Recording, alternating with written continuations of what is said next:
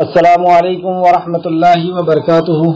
الحمد للہ ان الحمد للہ نحمده ونستعینه ونستغفره ونعوذ باللہ من شرور انفسنا ومن سیئات اعمالنا من يهده الله فلا مضل له ومن يضلل الله فلا هادي له واشهد ان لا اله الا الله واشهد ان محمدا عبده ورسوله اما بعد فان خير الحديث كتاب الله وخير الهدي هدي محمد صلى الله عليه وعلى آله وسلم وشر الأمور محدثاتها وكل محدثة بدعة وكل بدعة ضلالة وكل ضلالة في النار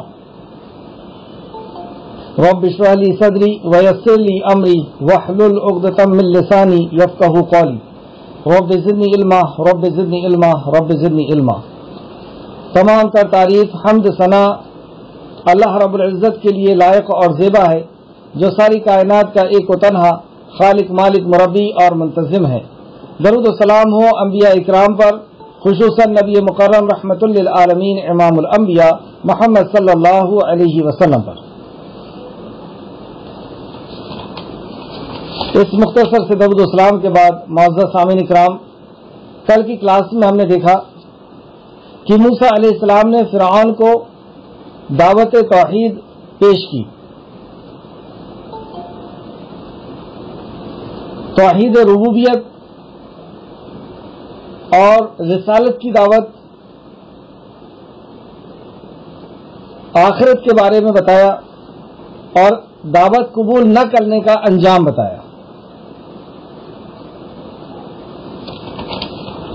ان دعوت کو سن کر کے گویا کہ جب موسیٰ علیہ السلام فرعون کے سامنے گئے تو اللہ رب العزت نے جس انداز میں دعوت دینے کا حکم دیا تھا اس انداز میں موسیٰ علیہ السلام نے دعوت دیا، تو اس سے ہمیں یہ عبرت ملی کہ ہمیں بھی اسی انداز میں دعوت دینا ہوگا، کیونکہ یہ کلام کا حصہ ہے اور قرآن نے اور جو انبیاء کے قصص ہیں اس کے تعلق سے اللہ رب العزت نے بتایا کہ اس کے اندر عبرتیں ہیں، انبیاءوں کے قصوں میں عبرتیں ہیں، تو ہمارے لیے بھی عبرت ہے کہ ہم کس طریقے سے جب کسی مدعو کے سامنے حاضر ہوں گے تو اسے کس اسلوب کے ساتھ دعوت توحید یا دین کا پیغام ہم اسے دیں گے۔ تو سب سے پہلے ہمیں یہ خیال رکھنا ہوگا کہ ہم قرآن و حدیث کے ذریعے توحید ربوبیت پیش کریں گے، توحید الوہیت، توحید اسماء الحسنی یعنی توحید پیش کریں گے۔ دوسرا، رسالت کا تعارف پیش کریں گے۔ تیسرا، اسے ظلم سے روکیں گے، جس بھی قسم کا وہ ظلم کر رہا ہے، وہ خالق کے ساتھ اس کا حق کسی اور کو دے کر کے ظلم کر رہا ہے یا مخلوق کا حق مخلوق کو نہیں دے کر کے ظلم کر رہا ہے، اسے اس کے ظلم سے روکیں گے اور اس کے نقصانات اسے بتائیں گے۔ چوتھا، آخرت کے بارے میں اسے خبردار کریں گے جو موسیٰ علیہ السلام نے کیا، اور پانچواں یعنی آخرت کو اس کا انجام بتائیں گے۔ پانچواں، نہ ماننے کی شکل میں اس کا انجام اسے بتایا جائے گا کہ اگر تم نے اس وحدانیت کی دعوت کو اور انسانیت کی دعوت کو قبول نہ کیا تو وہ مالک جس نے دنیا کو بنایا ہے، دنیا کو چلا رہا ہے، وہ تمہارا کیا انجام کرے گا اس دنیا کے اندر۔ اور ماننے کی شکل میں خوشخبری اسے سنائی جائے گی کہ دنیا اور آخرت کی بھلائیاں تمہارے لیے لکھ دی گئی ہیں۔ جب یہ دعوت پیش کی موسیٰ علیہ السلام نے تو فرعون نے موسیٰ علیہ السلام سے کہا کہ تم دونوں کا رب کون ہے؟ اس کے جواب میں موسیٰ علیہ السلام نے کہا، اور آج کی کلاس یہیں سے شروع ہو رہی ہے، آیت نمبر 50، اعوذ باللہ من الشیطان الرجیم، قال ربنا الذی آتی کل شیء خلقہ ثم ہدی۔ اس موسیٰ نے کہا میرا رب وہ ہے جس نے ہر شے کو اس کی شکل و صورت دی پھر اسے ہدایت دی۔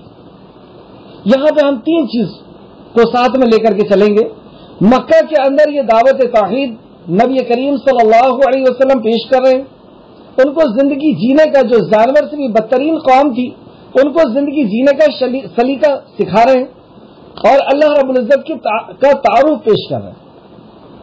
تو ان لوگوں نے کیا سوال کیا اور کیا حالات تھے مکہ کی، اور یہاں پہ موسیٰ علیہ السلام نے جب ظلم سے روکا اور اللہ کی وحدانیت کی دعوت دی، اللہ کا تعارف پیش کیا اور مرنے کے بعد کا انجام کے تعلق سے بتایا، رسالت کے تعلق سے بتایا، تو یہاں کے کیا حالات تھے اور ان کا کیا ری ایکشن ہوا؟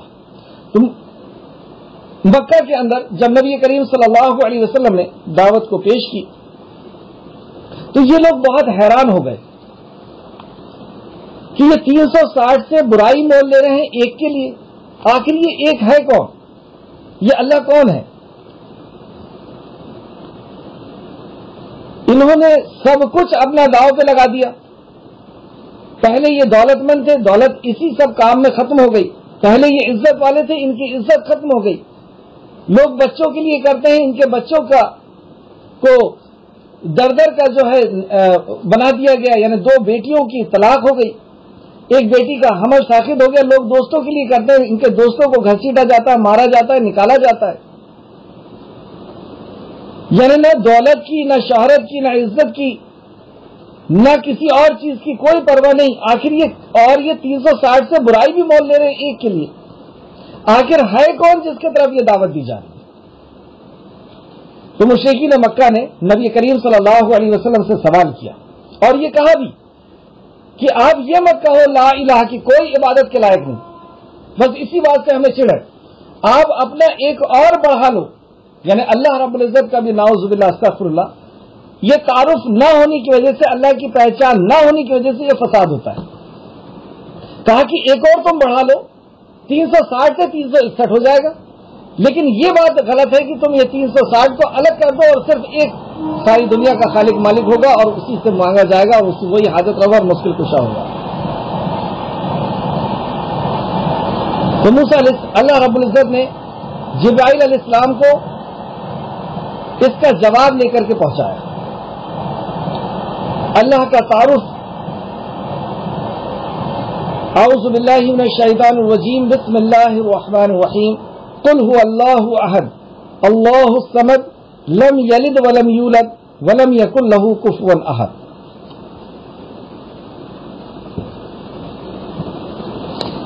اے نبی کریم صلی اللہ علیہ وسلم، آپ ان کو کہہ دیجئے، قل یعنی کہیے۔ ہم بھی اس آیت پہ غور کریں کہ ہم نماز کے اندر سب سے زیادہ اسی سورت کو پڑھتے ہیں، اور اس کے اندر جو سب سے پہلا حکم ہے، امر کی آیت ہے، یہ امر کی سورہ ہے، یہ سب سے پہلی ہی آیت، پہلا ہی لفظ اس کا قل ہے، کہو۔ تو نبی کریم صلی اللہ علیہ وسلم نے کہا، کیا ہم کہتے ہیں؟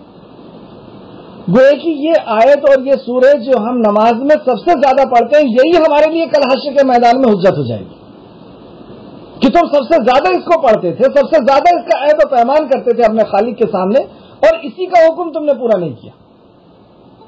نبی مکرم نے کیا کیا تھا جب یہ آیت نازل ہوئی تھی؟ کیا صرف نماز کے اندر پڑھتے تھے؟ آپ نے جا کر کے مشرکین مکہ کے سامنے اعلان کیا کہ سنو میرے رب کا تعارف کیا ہے، اس کی پہچان کیا ہے، قل هو اللہ واحد، اللہ ایک ہے۔ کس کے سامنے کہیں گے؟ اگر یہ بات میں آپ کے سامنے کہہ رہا ہوں تو یہ بات واضح، یہ بات کا حق ادا نہیں ہوا، کیونکہ میں جانتا ہوں کہ آپ سب یہ عقیدہ رکھتے ہیں کہ اللہ ایک ہے۔ تو یہ بات مجھے کس سے کہنا ہوگا؟ جو یہ عقیدہ رکھتا ہے کہ اللہ 3 ہے، یا اللہ 33 کروڑ ہے، یا اللہ 360 ہے، یا ہر چیز کے اندر اللہ ہے، ہر جگہ اللہ ہے، اس کو یہ بتانا ہوگا کہ اللہ ایک ہے۔ قل هو اللہ واحد، نبی کریم صلی اللہ علیہ وسلم نے مشرکین مکہ کے سامنے یہ اعلان کیا کہ اللہ ایک ہے۔ گویا کہ اللہ کے علاوہ جتنوں کی بھی عبادت ہوتی ہے وہ کوئی بھی ایک نہیں ہے۔ سورج بہت سارے ہیں، جانور بہت سارے ہیں، پتھر بہت سارے ہیں، انسان بہت سارے ہیں، پیڑ بہت سارے ہیں، اللہ کے علاوہ کوئی بھی ایک نہیں ہے۔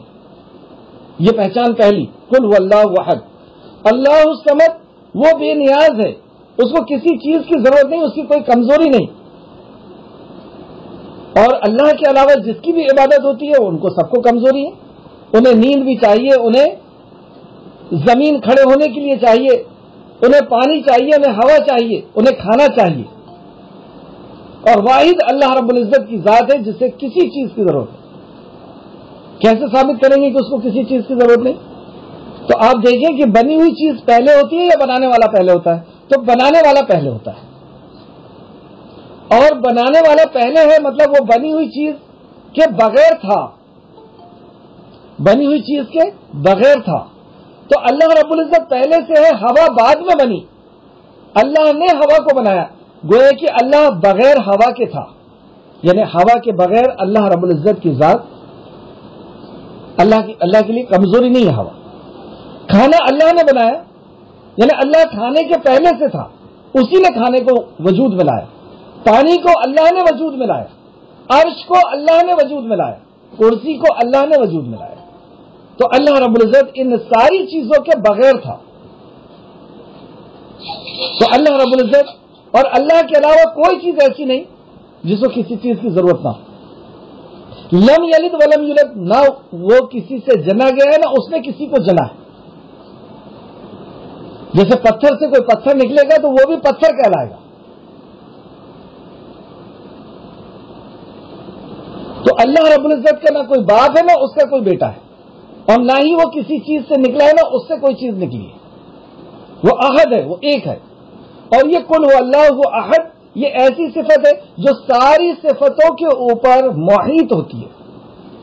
ہر اعتبار سے اللہ ایک ہے۔ وہ رحمان ہے تو اکیلا ہے، وہ رحیم ہے تو اس کے جیسا کوئی رحیم نہیں، وہ کریم ہے تو اس کے جیسا کوئی کریم، وہ رزاق ہے تو اس کے جیسا کوئی رزاق، وہ سمیع ہے سننے والا ہے تو اس کے جیسا کوئی سننے والا نہیں۔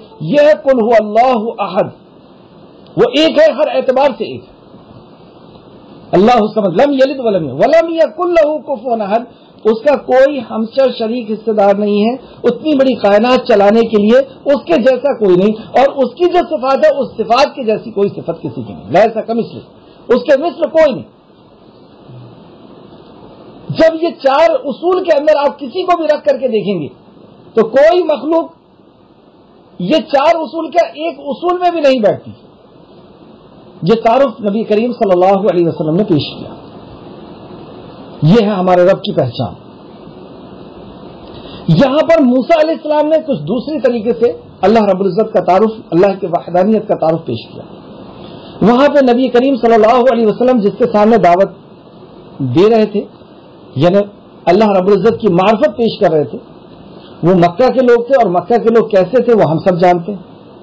لیکن یہاں موسیٰ علیہ السلام مصر کے بادشاہ کو دعوت دے رہے ہیں، اور مصر کا بادشاہ وہ بادشاہ جو اس وقت کی سب سے بڑی سلطنت کا مالک تھا۔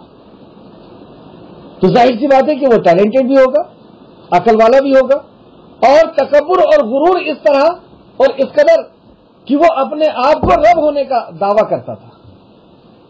یعنی فرعون یہ جانتا تھا کہ سورج چاند زمین آسمان کا بنانے والا تو میں نہیں ہوں، لیکن سیاست و قانونی حاکمیت کو وہ منکر تھا، ریاست و قانونی حاکمیت کا وہ منکر تھا۔ اس کا یہ سوچنا تھا کہ میں جو چاہوں گا دنیا کے اندر وہ ہوگا، میں جسے چاہوں مار ڈالوں، میں جسے چاہوں زندہ رکھوں، میں جو چاہوں وہ کروں۔ تو ایسا شرکس اس کے سامنے اللہ رب العزت کا تعارف پیش کرنا ہے، گویا کہ ایک طاقتور، علم والا، اتنی بڑی سلطنت کو چلانے والا، ٹیلنٹڈ بھی ہے، دماغ والا بھی ہے، سمجھدار بھی ہے، اور غرور والا بھی ہے۔ ان سب کا جواب اتنی چھوٹی سی آیت کے اندر اللہ رب العزت نے سمو دیا جو موسیٰ علیہ السلام نے کہا۔ اور اس سے آپ کو پتہ چلے گا، اور یہاں سے آپ کو پتہ چلے گا کہ موسیٰ علیہ السلام کس قدر شجاعت والے، اور اللہ رب العزت نے جو کہا نا کہ میں نے تمہیں اپنے لیے بنا لیا، مطلب اپنے کام کے لیے تمہیں سوار دیا، تو ایسے ہوتے ہیں جن کو اللہ رب العزت سوارتا ہے۔ تو موسیٰ علیہ السلام نے کہا قال ربنا الذی اعطى كل شيء خلقه ثم هدى، موسیٰ نے کہا میرا رب وہ ہے جس نے ہر شے کو شکل و صورت دی، یعنی ہر مخلوق کو کی تخلیق کیا۔ کیا پتہ چلا کہ جس نے ہر مخلوق کا اندازہ ٹھہرایا، مچھلی کا اندازہ ٹھہرایا، پھر اس کو تیرنے کی صلاحیت دے دیا، پرندے کو کا اندازہ ٹھہرایا، پھر اس کو اڑنے کی صلاحیت دے دیا، اڑنا اسے سکھا دیا۔ दूसरा माना उसकी जिन्स से उसको उसका जोड़ा बना दिया, जो इब्न अब्बास फरमाते हैं, और हर मखलूक का अंदाजा ठहराया कि कौन सी मखलूक कितनी बड़ी होगी। ये 4 पैर से चलने वाली होगी, 2 पैर से उड़ने वाली होगी, रेंगने वाली होगी, ये कैसी मखलूक होगी, और इसका साइज क्या होगा। फिरौन को बताया जा रहा है। फिरौन कौन? जो अपने आप को रब होने का दावा करता था, अपनी पूजा करवाता था, जिसने अपने लिए औलाद पैदा नहीं कर सका, तो उसको ये जवाब दिया जा रहा है कि औलाद पैदा करना तो बहुत दूर की बात है। मेरे रब ने जो मखलूक को पैदा किया और उसका जो अंदाजा ठहराया, तो उसको बदलने की भी ताकत नहीं रखता। मेरा रब है जिसने तय किया है मखलूक का अंदाजा। यानी ए फिरौन, तो किसी मुर्गी को बहुत ज्यादा खिला करके काजू किशमिश, तो इसे शुतुरमुर्ग नहीं बना सकता। तो बकरी को बहुत अच्छा कुछ खिला करके इसे गाय की शक्ल नहीं दे सकता। चींटी को शक्कर के डब्बे के अंदर डाल करके उसे चींटा नहीं बना सकता। वो मेरा रब है, तेरे पास उतनी भी ताकत नहीं। आज भी आप देख लें, साइंटिफिक तरीके से मुर्गियों को इंजेक्शन दे करके उसको उसके असल साइज पे ले आते हैं 1 महीने में, 2 महीने में, लेकिन उससे ज्यादा नहीं कर पा रही है कि उससे बड़ा कर दे। तो जो अंदाजा अल्लाह रब्बुल इज्जत ने ठहरा दिया है वो है। और उसके बाद उससे बड़ी बात, ये फिरौन के लिए कितनी बड़ा तमाशा था उसके मुंह पर कि मूसा अलैहिस्सलाम अपने रब का तारुफ पेश कर रहे हैं, और तेरे पास क्या ताकत है कि तू अपने लिए औलाद नहीं पैदा कर सका, और वो पैदा करना तो बहुत दूर की बात है। उसने जो मखलूक बनाया है उसका अंदाजा ही बदल देते। चलो, फिर उसके बाद और जबरदस्त बात जिसने मुझे मुतासिर करी और मेरी अकल, और अल्लाह रब्बुल इज्जत जिस आयत से जिसको चाहे हिदायत दे दे, जिसको चाहे समझा दे, इस आयत ने मेरे जहन के अंदर से सारे अशकाल को, सारे वसवसों को खत्म कर दिया। अल्लाह क्या सुम्मा हदा, और फिर उसे हिदायत दी जिंदगी जीने की। कौन है जो हिदायत देता है? एक जानवर, उसे क्या पीना है, क्या नहीं पीना है, क्या खाना है, क्या नहीं खाना है, उसे कैसे रहना है, कहां पे सोना है, कौन बताता है इसको? एक बकरी को आप बहुत मार मार करके दूध नहीं पिला सकते, मर जाएगी भूखे। शेर को आप बहुत ज्यादा भूखा और प्यासा कर दें और उसे सब्जी खिलाएं, वो मर जाएगा लेकिन खा नहीं सकता। किसने बताया ये इसके लिए हलाल है, ये हराम है? जब उसे सर्दी हो जाए, जब उसे खांसी हो जाए, जब उसे गर्मी हो जाए, क्या चीज खाना है, मतलब एक डॉक्टर भी उसके अंदर फिट है। एक मुर्गी का चूजा आप गौर करें, उसकी मां नहीं हुआ करती कई बार, और वो कई जमीन के अंदर कई जगह में घूमता है, और छोटा सा पेट पूरे दिन भर में वो भरता है। ये पैर से हटाते चला जाता है, ये हराम है, ये हराम है, ये हलाल है, ये हराम है, ये हराम है। कौन बता रहा है उसको कि ये उसके लिए हलाल है, ये उसके लिए हराम है? सूरज को किसने काम पे लगा दिया? बादल क्यों आ रहे हैं, जा रहे हैं? बारिश क्यों इस तरीके से नाजिल हो रही है? जमीन की स्पीड किसने तय कर दिया? ये गैलेक्सी, एक गैलेक्सी दूसरे गैलेक्सी से क्रॉस होकर के निकल जा रही। ये मखलूक को पैदा करना और उसे हिदायत देना, यानी जिंदगी जीने का तरीका दे देना, इनबिल्ड कर देना उसके अंदर,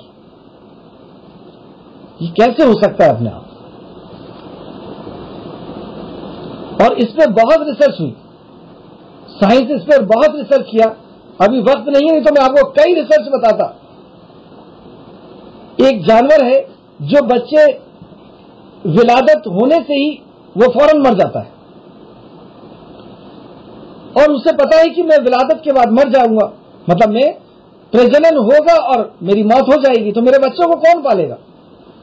तो वो अधमरा मार करके चारों तरफ छोटे छोटे कीड़ों को छोड़ देता है, क्योंकि कीड़े उसका भोजन हुआ करते हैं। जैसी ये पूरा प्रोसेस साइंस ने देखा, تو سائنس کا یہ کہنا تھا کہ اس کو کسی نے سکھایا ہے، مطلب اس کے کسی دوسرے جانور نے سکھایا ہے کہ تمہارے ساتھ یہ ہوگا، تم بڑے ہوگے، تم پریگننٹ ہوگے اور تم ولادت کے بعد بچوں کو پریجنن کرنے کے بعد ڈلیوری کے بعد تم مر جاؤ گی، تو تم اپنے آس پاس چھوٹے موٹے کیڑے مکوڑے جو ان کا بھوجن ہے انہیں ادمرا مار کر کے چھوڑنا، کیونکہ اگر پورا مارو گی تو اسے چیٹی لے کے چلے جائے گی اور اگر پورا نہیں مارو گے تو یہ بھاگ جائے گا۔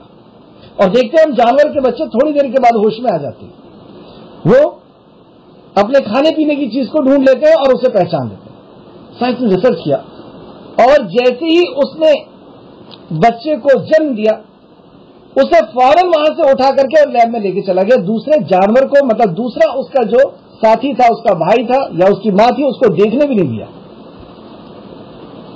اب لیب میں جب لے کے گیا تو سب سے بڑا اس کے لیے چیلنج، اور آپ بھی یہ سب کر سکتے ہیں، سب سے بڑا چیلنج یہ تھا کہ یہ کھائے گا کیا۔ وہاں پر پتے بھی رکھے ہوئے ہیں، وہاں دانے بھی رکھے ہوئے ہیں، وہاں اور بھی دوسری چیزیں جو دوسرے جانور کھاتے ہیں وہ بھی رکھی ہوئی ہے۔ وہ سب سے گزرتا ہوا، دانوں پر سے گزرتا ہوا، پتیوں پر سے گزرتا ہوا، خون پر سے گزرتا ہوا، جب اس کیڑوں کے پاس پہنچا چھوٹے موٹے، اور بس اسے اس نے کھا لیا۔ کس نے بتایا اس کو یہ کھانا ہے؟ غور کر کے دیکھیں آپ، کون ہے یہ بتانے والا اس کو؟ پھر جب وہ بڑا ہوا تو سائنس کی پدھتی سے، سائنٹیفک طریقے سے اسے پریگننٹ کر دیا، اور اب جب وہ بچہ دینے والا ہے، اب جب اس کو ولادت ہونے والی ہے تو آس پاس چھوٹے موٹے کیڑے مکوڑوں کو ادمرا مار کر کے وہ چھوڑ رہا ہے، اور ولادت ہوئی اور اس کے بعد مر گیا۔ کون ہے جس نے اس کو یہ پورا سسٹم بتایا تھا؟ اور سارے جانوروں کے ساتھ آپ یہی دیکھیں گے، ہرن کا ریوڑ آپ دیکھیے کتنا صاف ستھرا، اور ہم اپنے گھر میں بھی جو جانور پالیں اتنا بہترین نہیں دکھے گا۔ کون اسے زندگی جینے کا طریقہ بتا رہا ہے؟ جب کوئی بیماری ہو جاتی ہے تو اس کو اچھا کیسے ہونا ہے، کون سی جڑ کو کھانا ہے، کون سے پتیوں کو کھانا ہے، کہاں پہ اس کی دوا ہے، کون بتا رہا ہے؟ یہ دلیل پیش کی موسیٰ علیہ السلام نے اپنے رب کی۔ یہ مخلوق اور یہ مخلوق کا سسٹم اور اس کا بننا اور اس کا زندگی گزارنے کا طریقہ جو اس کے برین کے اندر فیڈ کر دیا، ہدایت کر دیا ہے، ڈال دیا ہے اللہ۔ اور ہدایت تین معنی میں آئی ہے قرآن کے اندر۔ ایک ہدایت یہ جو ودیت کر دیتا ہے اللہ رب العزت، انبلٹ کر دیتا ہے، ڈال دیتا ہے، جیسے ہم لوگ بھی رونا اور ہنسنا سیکھ کر کے آئے، یہ انبلٹ تھا یہ ہدایت۔ اور اسی طریقے سے جو دوسرے مخلوق ہے ان کو اللہ رب العزت نے ساری کی ساری چیزوں کی ہدایت دی۔ اس طریقے سے صحیح اور غلط کی ہدایت اللہ نے قرآن میں رکھی۔ شہر رمضان الذی انزل فیہ القرآن ھدی للناس، سارے انسانیت کے لیے ہدایت ہے صحیح اور غلط کی، لیکن اس صحیح اور غلط پہ چلنے کی ہدایت یہ اللہ رب العزت صرف اس کو دیتا ہے جو متقی ہوتا ہے۔ الف لام میم ذالک الکتاب لا ریب فیہ ھدی للمتقین، متقیوں کے لیے۔ تو موسیٰ علیہ السلام نے یہ دلیل پیش کی، اور نبی کریم صلی اللہ علیہ وسلم نے سورہ اخلاص پیش کی۔ یہ جو سوال فرعون نے کیا تھا اور مکہ کے مشرکین نے کیا تھا، یہی سوال ہم سے بھی ہوتا ہے۔ جب ہم توحید آخرت اور رسالت کی بات پیش کرتے ہیں تو وہ کہتے ہیں کہ وہ کون ہے جس کی طرف تم بلا رہے ہو سکتا ہے کہ وہ شرمانے کی وجہ سے یا کسی جھجک کی وجہ سے آپ سے یہ سوال نہ کریں، لیکن وہ سوال نہ بھی کریں تو بھی آپ ان کو یہ جواب دے دیجیے۔ کبھی یہ ہوگا کہ وہ سوال کر لیں گے اور کبھی یہ ہوگا کہ وہ نہیں کر پائیں گے، تو بھی ہمیں سورہ اخلاص کے ذریعے سے اللہ کی معرفت پیدا کرنا، اور یہ اتنی بڑی چیز ہے سورہ اخلاص کا بیان کر دینا، اور یہ اس آیت کا بیان کر دینا سورہ طٰہٰ کی آیت نمبر 50 کا، کہ یہ ایک ثلث قرآن کے برابر ہے۔ سورہ اخلاص کا پڑھ لینا 10 پارے کے پڑھنے کے برابر ہے، اور قرآن کو 3 حصوں میں تقسیم کیا جا سکتا ہے۔ ایک حصہ اوامر اور نواہی کا ہے، اور دوسرا حصہ یعنی ایک حصہ احکام و مسائل کا ہے، اور قرآن کا دوسرا حصہ جس میں اچھے لوگوں کے حالات اور برے لوگوں کے حالات بتائے گئے، ان کے انجام بتائے گئے، اور قرآن کا تیسرا حصہ توحید سے بھرا ہوا ہے۔ اور سورہ اخلاص اس لیے ایک ثلث قرآن ہے کہ اس کے اندر اللہ رب العزت کی وحدانیت، اللہ رب العزت کی معرفت، اللہ کی پہچان ہے۔ اور اس سے محبت کرنے والا یعنی اللہ کی پہچان سے، اللہ کی توحید سے محبت کرنے والا نبی کریم صلی اللہ علیہ وسلم نے ایک صحابی کو فرمایا، جب صحابی نے کہا کہ مجھے اس سے محبت ہے اس لیے میں ہر رکعت میں سورہ اخلاص پڑھتا ہوں، تو اللہ کے نبی نے فرمایا کہ جو اس سے محبت کرے گا وہ جنت میں داخل ہوگا۔ تو یہ ہے اللہ کی معرفت سے محبت، یہ ہم اس کو بتائیں گے۔ اس کے بعد کیا ہوا؟ جب ایسا جواب، جس جواب نے اسے ہلا کر کے تو ضرور رکھ دیا ہوگا کہ یہ رب ہے اور میں کیا ہوں، میں تو اس کے سامنے کچھ بھی نہیں۔ تو فرعون کہتا ہے آیت نمبر 51، اس فرعون نے کہا بس اگلی امتوں کا کیا حال ہے؟ اچھا یہ بتاؤ کہ جو ہمارے باپ دادا مر گئے ان کا کیا ہوا، کیونکہ وہ تو اس دین پہ نہیں تھے جس دین کی بات تم کر رہے ہو۔ یہ انتہائی شرارت پر مبنی بات تھی اس کی۔ یہ دائی کے موضوع کو بدلنا، کیونکہ وہ سمجھ رہا ہے کہ ابھی خالص اللہ رب العزت کی معرفت کی بات چل رہی ہے اور میری حقیقت سامنے کھل کر کے آ رہی ہے، تو اس نے ڈائیورٹ کرنا چاہا ذہن کو۔ اور کیونکہ وہاں پر بنی اسرائیل کے فرعونی کافی بیٹھے ہوئے تھے، اور فرعونی بھی متاثر، کیونکہ ہر بندہ اپنے خالق کے بارے میں اس کی پہچان کو سن کر کے متاثر ہوتا ہے۔ تو فرعون نے سوچا کہ کیسے میں ایسی کوئی بات کر دوں کہ یہ سارے کے سارے موسیٰ کی بات سے متنفر ہو جائیں، اور یہ جو موضوع چل رہا ہے یہ بھٹک جائے اس موضوع سے۔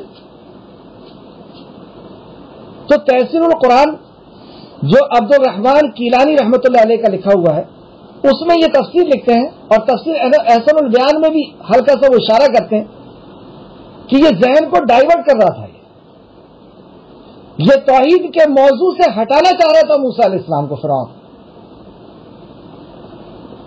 اور یہ کہتا ہے کیونکہ اگر اس کا جواب موسیٰ علیہ السلام نے سیدھا سیدھا دے دیا کہ وہ بھی اس شرک پر تھے تو وہ بھی جہنم میں گئے، تو ابھی جتنے لوگ سن رہے ہیں اور متاثر ہو رہے ہیں وہ سارے کے سارے بھڑک اٹھیں گے یہ بات کو سن کر کے کہ ہمارے باپ دادا کے تعلق سے ان کا یہ تصور ہے، یہ سوچ ہے۔ تو موسیٰ علیہ السلام نے کیا جواب دیا، اور اس کے بعد ہم دیکھتے ہیں کہ ہم کیا جواب دیتے ہیں۔ موسیٰ علیہ السلام نے کہا اس کا علم میرے رب کے پاس ایک کتاب میں ہے، یعنی لوح محفوظ میں ہے۔ میرا رب نہ بھٹکتا ہے اور نہ وہ بھولتا ہے، نہ وہ غلطی کرتا ہے اور نہ وہ بھولتا ہے۔ یعنی ان لوگوں کا کیا ہوا جو پچھلے لوگ تھے انہوں نے کیا کیے وہ میرے رب کے علم میں ہے، اور ایک کتاب یعنی لوح محفوظ میں لکھا ہوا ہے، اور میرا رب ان کے ساتھ صحیح فیصلہ کرے گا، کیونکہ میرا رب نہ غلطی کرتا ہے نہ بھولتا ہے۔ یعنی اللہ رب العزت کے علاوہ ہر شے کے اندر بھولنے کی بھی صفت ہوتی ہے اور غلطی بھی اس سے ہو سکتی ہے، لیکن میرا رب نہ بھول سکتا ہے، نہ بھولتا ہے، نہ وہ غلطی کرتا ہے۔ کتنے پیارے انداز میں جواب دیا۔ اور پھر کہتا ہے موسیٰ علیہ السلام اور وہ ذات جس نے تمہارے لیے زمین کو بچھونا بنایا اور تمہارے لیے اور تمہیں چلنے کے لیے راستے بنائے اور آسمان کو سے پانی نازل کیا۔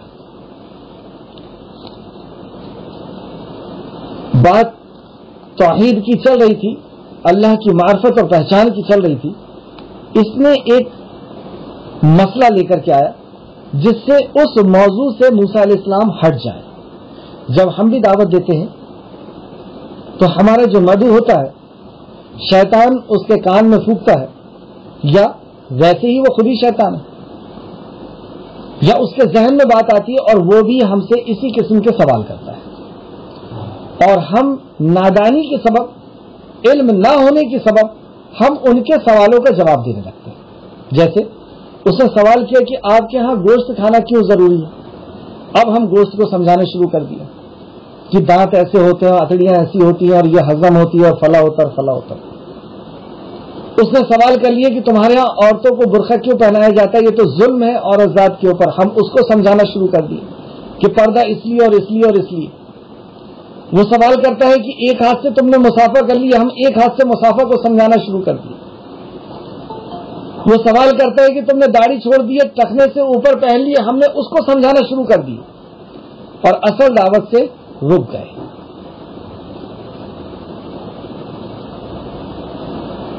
کس کی سنت ہے؟ عقائد کو چھوڑ کر کے مسائل کی دعوت دینا. 13 سال تک نبی. اور اچھا ہم اگر یہ دعوت میں کامیاب بھی ہو گئے, وہ صحیح طریقے سے نماز بھی پڑھنے لگ گیا, لیکن اس کا عقیدہ ٹھیک نہیں ہوا, اللہ کی معرفت اسے نہیں ہوئی, وہ حاجت روا اور مشکل کشا مخلوق کو بھی سمجھتا ہے, اور وہ نماز پڑھنے لگا بالکل سنت طریقے سے, لباس بھی سنت طریقے سے, چہرہ بھی سنت طریقے سے, مسافہ بھی سنت طریقے سے, وہ برقع بھی پہننے لگی, وہ گوشت بھی کھانے لگا, کیا جنت میں چلا جائے گا؟ عبداللہ ابن ابی جسٹ نبی مکرم صلی اللہ علیہ وسلم کے پیچھے کھڑے ہو کر کے کیا سنت کے خلاف نماز پڑھنے کی ہمت ہوگی اس کی؟ بالکل عین سنت کے طریقے پہ نماز پڑھتا تھا. کہاں گیا وہ؟ یہ ہے ایک شیطانی حربہ جو شیطان لے کر کے آتا ہے مسائل کی دعوت, اور دائی بھی عقائد کی دعوت کو چھوڑ کر کے مسائل کی دعوت کے پیچھے لگ جاتا ہے. اور ہر نبی کو اللہ رب العزت نے کیا خطاب کیا؟ ان اعبدوا اللہ واجتنبوا الطاغوت. ہم نے ہر قوم میں, ہر دور میں, ہر قبیلے میں ایک نبی پہنچایا, ان اعبدوا اللہ, اللہ کی عبادت کرو, واجتنبوا الطاغوت, اور طاغوت کا انکار, طاغوت کا انکار. مسائل اس کے بعد ہیں. مکی زندگی 13 سال کی اتنی بڑی سیرت ہمیں سمجھ میں نہیں آتی. ایک صاحب نے مجھ سے سوال کیا کہ وہ ہم سے یہ سوال کرے اور ہم نے اگر جواب نہ دیا تو گویا کہ ہم نے علم کو چھپایا. یہ بھی تو گناہ ہے, یہ گناہ نہیں ہے. مکہ کے اندر اللہ رب العزت نے شراب حرام ہے یہ کیوں نہیں نازل کیا؟ کیا جواب دے سکتے ہیں ہم اس کو؟ بیاج حرام ہے, اور بھی اس قسم کے کئی احکام, نماز فرض ہے, روزہ فرض ہے, حج فرض ہے, زکوٰۃ فرض ہے, کیوں نہیں مکہ کے اندر نازل ہو گئے یہ ساری چیزیں؟ تو گویا کہ حق چھپایا گیا.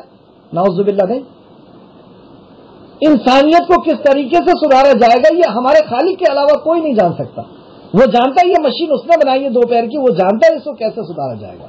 تو پہلے عقائد کی دعوت 13 سال تک جو وحی نازل ہوئی ہے وہ صرف عقائد کی دعوت پہ نازل ہوئی, اور عقائد جب صحیح ہو گئے پھر اس کے بعد مسائل کی دعوت. تو فرعون نے یہاں پہ اپنے عقل کا استعمال کیا اور ماحول کو پورا کی پورا بدلنے کی کوشش کیا کہ یہ دعوت ختم ہو جائے اور یہ دوسرے ٹریک پہ چلے جائے موسیٰ. لیکن موسیٰ علیہ السلام بھی اللہ رب العزت کی طرف سے تیار کر کے پہنچائے گئے تھے. تو موسیٰ علیہ السلام نے بھی بہت پیارے انداز سے اس کی چال کو سمجھ کر کے اور صحیح جواب نہیں دیا. آپ دیکھ سکتے ہیں اس کی تفسیر تحسیر القرآن عبد الرحمن کیلانی رحمۃ اللہ علیہ, بہت جامع تفسیر. وہ لکھتے ہیں کہ موسیٰ علیہ السلام نے یہ جواب نہیں دیا کہ وہ سب گئے ہلاک ہو گئے جہنم میں چلے گئے. ایک صحیح جواب دیا کہ میرا رب بہتر جانتا ہے کہ کس کے ساتھ اللہ رب العزت کیا فیصلہ کرنے والا. وہ کوئی بھولنے والا نہیں ہے اور وہ کوئی غلطی کرنے والا نہیں. اور پھر فوراً اس جگہ کو موسیٰ علیہ السلام نے بہت خوبصورتی سے توحید ربوبیت کی طرف لے آئے اور کہا وہ ذات جس نے تمہارے لیے زمین کو بچھونا بنایا, یعنی اللہ کی نشانیوں کو دکھا کر کے اللہ کی معرفت کرانا شروع کر دی. اللہ کی نشانیوں کو دکھا کر کے, اور کتنی پیاری پیاری نشانیاں دکھا رہے ہیں. گویا کہ مسائل کے اوپر بحث کرنے سے اچھا ہے یہ کام, یہ ہمیں اس آیت سے درس مل رہا ہے. کیونکہ مسائل ہم اس کے صحیح کر کے کیا فائدہ اگر اس کا عقیدہ صحیح نہیں ہوا تو وہ ذات جس نے تمہارے لیے زمین کو بچھونا بنایا, اور کتنی بڑا سائنس ہے یہ, کتنی بڑی طاقت, کتنی بڑی قدرت ہے کہ اللہ رب العزت زمین کو 24,000 کلومیٹر فی گھنٹے کی رفتار سے گھما رہا ہے. کیسی اس نے زمین بنائی ہے, اور تمہارے لیے اس میں چلنے کی جگہ بھی بنائی. ایسا نہیں کہ پہاڑی پہاڑ ہے, بیچ میں راستے بھی بنائے, اور کھیتی کرنے کے لیے ہموار جگہ بھی بنائی, اور آسمان سے پانی نازل کیا. یہ کوئی کم بڑی قدرت ہے؟ تو یہ اللہ رب العزت کی مخلوق کو بتا کر کے خالق کا یقین دلانا. کریشن خود اس بات کی دلیل ہے کہ اس کا کوئی کریٹر ہے, مخلوق خود اس بات کی دلیل ہے کہ اس کا کوئی خالق ہے, بنی ہوئی چیز خود اس بات کی دلیل ہے کہ اس کا کوئی بنانے والا ہے. وہاں پر لے کر کے آ گئے. مسائل سے زیادہ یہ بات بہتر ہے. ہم دیکھ لیں, ہم جتنے بھی آپ دیکھیں گے زیادہ تر لوگ مسائل کے اوپر بحث کرتے ہیں. کہاں سے یہ سنت آ گئی آپ کے پاس, اور کیوں کرتے ہیں؟ اصل میں جس کے پاس جو چیز ہوتی ہے وہ اس کا دائی ہوتا ہے. ہمارے پاس خود توحید نہیں، چند مسائل ہے تو چند مسائل کی دعوت دیں گے، اور جس کے بعد توحید ہوگی تو یہ تو سب سے قیمتی چیز ہے، تو وہ کیا دوسری چیز کی دعوت دے گا؟ ہاں میں پھر سے یہ کہہ رہا ہوں کہ مسائل کی دعوت نہیں ہے، ایسا بالکل نہیں ہے۔ جب کسی کا عقیدہ ٹھیک ہو جائے اس کے بعد مسائل کی دعوت ہے، اور جب کسی کا عقیدہ ٹھیک ہو جاتا نا تو آپ کو مسائل بتانے کی ضرورت نہیں پڑتی، وہ خود سمجھ جاتا ہے کہ اب میرے کو نبی مکرم صلی اللہ علیہ وسلم کا مقام و مرتبہ جان لیتا ہے۔ یہ ہے عقیدہ کہ نبی کا فرمان وہ فرمان ہے کہ اگر اس کو میں نے چھوڑ دیا تو میں جہنم رسید ہو جاؤں گا، میں اسلام سے خارج ہو جاؤں گا۔ پھر وہ حدیثوں کو ڈھونڈنا اور تحقیق کرنا اور اس پہ عمل کرنا سب شروع کر دیتا ہوں، کیونکہ اس کا عقیدہ صحیح ہو گیا کہ مجھے مرنے کے بعد اپنے خالق کے سامنے حاضر ہونا ہے۔ اس کا عقیدہ صحیح ہو گیا کہ اللہ کے کلام، اللہ کا کلام کیا ہے، نبی کا فرمان کیا ہے۔ تو عقیدے کی دعوت کے بعد پھر مسائل کی دعوت ہے، اس میں کوئی دو رائے نہیں۔ لیکن کسی کا عقیدہ ہم نے صحیح نہیں کیا اور مسائل اگر صحیح کر دیے ہے نا، تو اس سے اس کی آخرت نہیں بنے گی۔ 100 بار فرمایا اللہ نے الا الذین آمنوا وعملوا الصالحات، ایمان کی بات پہلے پھر عمل صالح۔ 13 سال مکہ کے اندر ایمان کی آیتیں نازل ہوئی، پھر 10 سال مدینہ کے اندر آیتیں نازل ہوئی۔ تو یہاں پر موسیٰ علیہ السلام نے اللہ رب العزت کے مخلوق کو دکھا کر کے خالق کا تعارف پیش کر رہے ہیں، مخلوق کو دکھا کر کے خالق کا تعارف۔ سب سے پہلی مخلوق وہ ذات جس نے تمہارے لیے زمین کو بچھونا بنایا اور تمہارے چلنے کے لیے اس میں راستے بنائے اور آسمان سے پانی نازل کیا۔ اس ایک ایک پوائنٹ کو آپ بہت اچھی طریقے سے انہیں سمجھائیں گے کہ زمین کا بن جانا یہ کوئی چھوٹی موٹی چیز نہیں، اور پھر اس میں راستے کا بن جانا۔ اگر سب کچھ اپنے آپ ہوا تھا تو پہاڑی پہاڑ ہوا کرنا تھا، پھر یہ ہموار جگہ کیوں ہو گئی، راستے کیوں ہو گئے، اور یہ بارش کیسے ہو جاتی ہے، کیسے بادل جو ہے اکٹھا ہوتا ہے، کیوں نہیں 24 گھنٹے جب پانی اوپر جا رہا ہے تو 24 گھنٹے کیوں نہیں گر رہا، کھارا پانی جب اوپر جا رہا ہے تو کھارا پانی کیوں نہیں گر رہا، کیوں ایک جیسا پانی میٹھا اور کیوں ایک جیسا فلٹر اور برکت والا پانی، یہ برکت کون ڈال دے رہا ہے اس کے اندر؟ تو آسمان سے پانی نازل کیا، پھر ہم نے اس کے لیے اس کے ذریعے سے کئی اقسام کی مختلف نباتات اگائے، کئی قسموں کی پودے اس میں اگائے، نباتات یعنی اگنے والی چیزیں اگائی۔ اب دیکھیے کتنی پیاری بات، زمین ایک ہے، پانی ایک ہے، آسمان ایک، سورج ایک ہے، وہی سورج وہی پانی اور وہی زمین، لیکن جب اس کے اندر سے نباتات نکل رہے ہیں، پودے نکل رہے ہیں تو کلر بھی الگ الگ، خوشبو بھی الگ الگ، ٹیسٹ ذائقہ بھی الگ الگ، وٹامن بھی الگ الگ اور غلظت بھی الگ الگ۔ کون کر رہا ہے؟ کیسے یہ اپنے آپ ہو سکتی ہے؟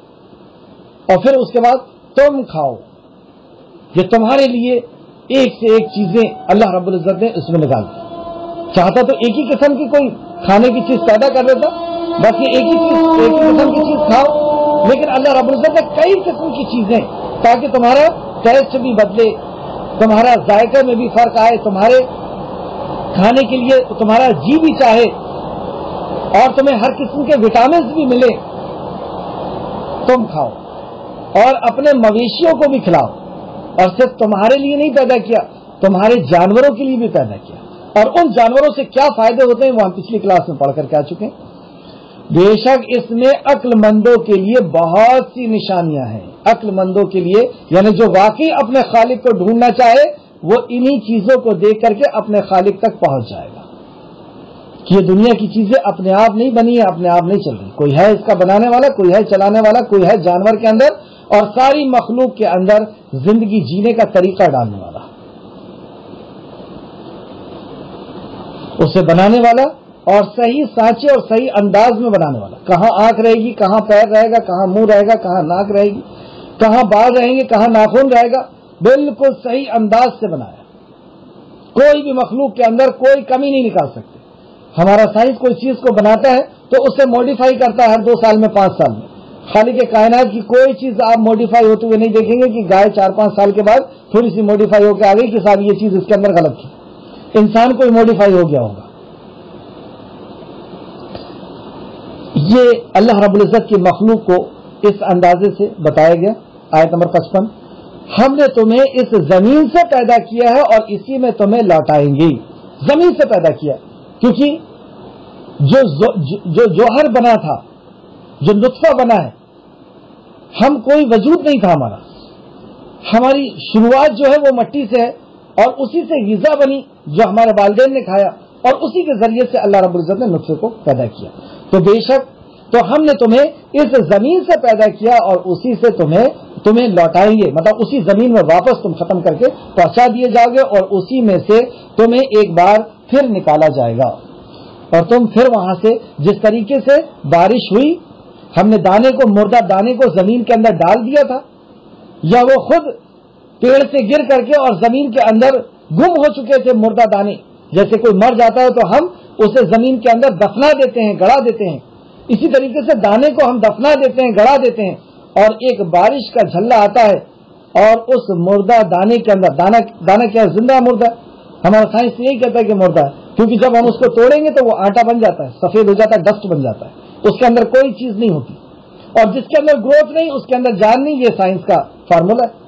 تو وہ مردہ دانا اور مردہ انسان جو زمین کے اندر پہنچ گیا ہے، اللہ رب العزت کے حکم سے وہ نکل پڑتا ہے، اسی طریقے سے تمہیں نکلنا ہوگا، اسی طریقے سے تمہاری بھی واپسی ہوگی، اس میں تمہاری، پھر سے آیت دیکھیں، آیت نمبر 55، ہم نے تمہیں اسی زمین سے پیدا کیا اور اسی میں تمہیں لوٹائیں گے، اور اسی سے تمہیں ایک بار پھر نکالا جائے گا، اور بلا شبہ ہم نے اس فرعون کو اپنی سب نشانیاں دکھائیں۔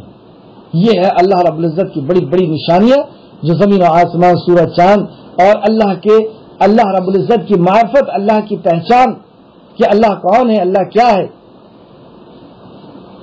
اور رسالت، توحید، آخرت، یہ ساری چیزیں بتا دی گئیں۔ تو اس کے بعد اللہ کہتا ہے اور بلا شبہ ہم نے اس فرعون کو اپنی سب نشانیاں دکھائی، پھر بھی اس نے جھٹلایا اور انکار کیا، جھگڑا کیا، جھٹلایا اور انکار کیا، اس کے بعد بھی۔ اور کفار مکہ بھی یہ بات سن رہے ہیں اور ہم بھی یہ بات سن رہے ہیں کہ ہم بھی یہ بات جان رہے ہیں کہ دنیا اپنے آپ بنی اور اپنے آپ نہیں چلتی، محمد صلی اللہ علیہ وسلم اللہ کے نبی ہیں، قرآن اللہ کا کلام ہے، مرنے کے بعد جس طریقے سے وہ دانوں کو مرنے کے بعد زندہ کرتا ہمیں بھی زندہ کرے گا۔ اس کے بعد بھی بغاوت مکہ والوں نے کیا، اور ہم کیا کر رہے ہیں؟ اگر ہم نے بھی بغاوت کیا تو مکہ والوں کا جو انجام ہوا اور جو فرعونیوں کا انجام ہوا، جو نوح علیہ السلام کی قوم کا انجام ہوا، ہم اس سے بچ جائیں گے یہ ہم نے کہاں سے سوچ لیا؟ ہمارے ساتھ بھی وہی انجام ہوگا۔ اللہ رب العزت ہمیں توفیق دے کہ ہم صحیح معنوں میں اپنے جو چیز ہم نے پہچانی ہے، جو جانی ہے، ہم اس پر عمل کریں۔ تو اس نے انکار کیا، کہنے لگا، پھر وہ کہتا ہے، یہ ساری چیز سمجھ لینے کے بعد، جان لینے کے بعد وہ کہتا ہے، اور ایسا کیوں کہتا ہے اس کے اوپر بھی ہم آج غور کریں گے۔ آیت نمبر 57، وہ کہنے لگا، اے موسیٰ، کیا تو ہمارے پاس اس لیے آیا ہے کہ اپنے جادو سے ہمیں ہماری سرزمین سے نکال دے؟